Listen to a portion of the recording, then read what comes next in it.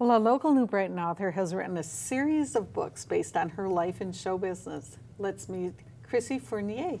Welcome to the show. Thanks, Lynn. Always nice to visit with you. Now, you had a life that I think a lot of people kind of dream about having. So why don't you give us a little idea of what? Well, you know, I was one of those kids at 7. I knew what I wanted to do. I studied ballet very extensively. High school, I did plays, and then I was on the showboat for 2 years, the original showboat. Oh. And I just got the bug, and I said, I've got to go to New York. And I didn't finish college, and I went off to New York, and was very fortunate to eventually work with some of the most exciting and most talented people in the 60s. We always refer to the 1960s as the golden age of Broadway theater. And I think it's the titles from back then are ones we all know. Music Man, Fiddler on the Roof. Hello, Dolly, they all come to mind, Man of La Mancha.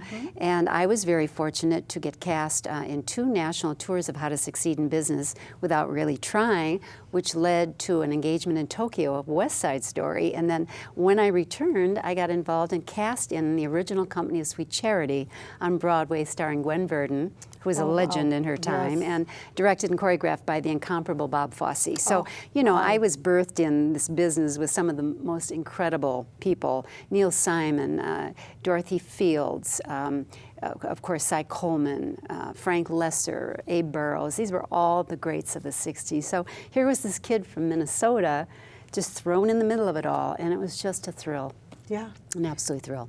And so now you've taken the parts of your life and what you saw there or what you did there, but it's not a biography and not an autobiography. No, not at all. Just based on the people I knew in my career, the events, but the whole process of the theater, commercial theater, and what happens, what you have to go through. And each one of my books starts with an audition scene. Okay. They have to pass muster in order to be cast, so they can pay the rent. And then from there, the characters have evolved from the very first book. Yeah, I'd like to know, did you carry the same characters through? Absolutely, and then I've added new ones, and other ones have faded away, and then they change, they morph, they grow. It's been one of the things that my readers have said often that they enjoy most. They seem authentic, these people, and of course, they are. Well, and let's talk about, now we've got Gypsy Nights, Gypsy City, Gypsy World, and Gypsy Road. Right. You're going to have to explain that term, gypsy. Absolutely. Gypsy is a term indigenous to the theater, which is not the gypsy we think of in Hungary, you know, striving through, trying to survive winters. As gypsy is a loving term for a performer who goes from show to show. In other words, you do one job, you finish it, then you have to go for another. So it's a constant, moving, evolving experience to be a performer, professional entertainer.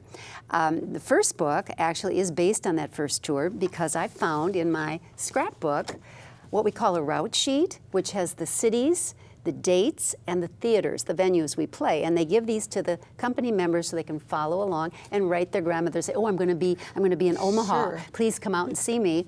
And then from that evolved my notebook where I sat down and I started writing down the cities, and then the memories started just coming after me. And that had been 40 years. So it just seemed like a great base for the book. So the first one takes place on a How to Succeed tour.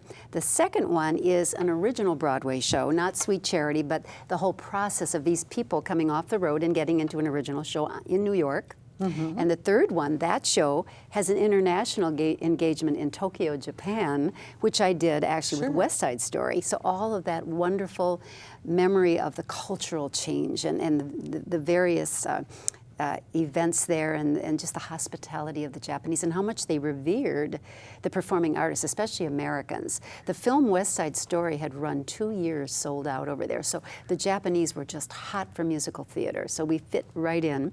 And then the fourth book is a return to that original How to Succeed tour, but now another West Coast tour, and it splits with a story of the choreographer directing his first musical picture, which was in a way aligned with Bob Fosse's career, because he was very successful on Broadway and then ended up also directing several films. So it does follow a tracking there. Sure.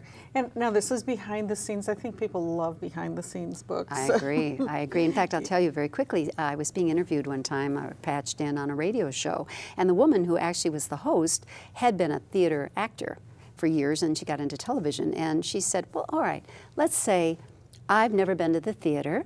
I know nothing of the theater. I maybe go once or twice a year, first to Crave for dinner, and then my husband and friends, we go over across the street to the Orpheum. We see Wicked, or we see Les Mis, or we see Jersey Boys. And they are absolutely transported, these people. For 2.5 hours, they're in a different zone entirely. And then when the curtain comes down and the lights come up and they all sort of wander off onto Hennepin Avenue. But what happens? For weeks they talk about this. They're still in that zone. My books are about the people who transport, the people who put them in that zone, about their lives, and when they leave the stage door, what happens to them. Sure. And this must be physically very demanding to be part of a traveling show. Oh, it is. I mean, you're doing 8 shows a week as you would in New York, but you have 2 matinees, Wednesday and Saturdays. And then on the day off, which we call dark in the theater, that's the traveling day. So you're very often, you have a day off, but you're on a train or a bus or a plane, setting up in the next town, and then you go on from there. And I'm in the process of writing a 5th book now. You are now. What is that one? This one is going to be Gypsy Life, The Return, where the main character comes back to Minnesota and picks up her career here. The dinner theater, which will be will be fictional. But you kind of did that. I did that. I came back from New York, had my daughter, and ended up the first choreographer at the Chanhassen in 1968 when that building was just climbing up out of the sand. And you're still not done. You still work in Still work. I coach actors. Theater. I assistant direct often in town. I'm that second pair of eyes. And then I also coach young talent at the Lundstrom Center for the Performing Arts. And that whole place is run by people who were professional entertainers. So the kids are getting the best of it. Okay, so we can look for a 5th book? Absolutely. 6th one?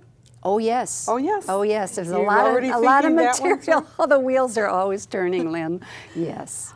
Oh my goodness. Well, it's fascinating to get into these books and hear, find out what goes on behind the scenes. And I want to thank you, Chrissy, for coming and telling us about it today. Oh, thank you, Lynn, for having me.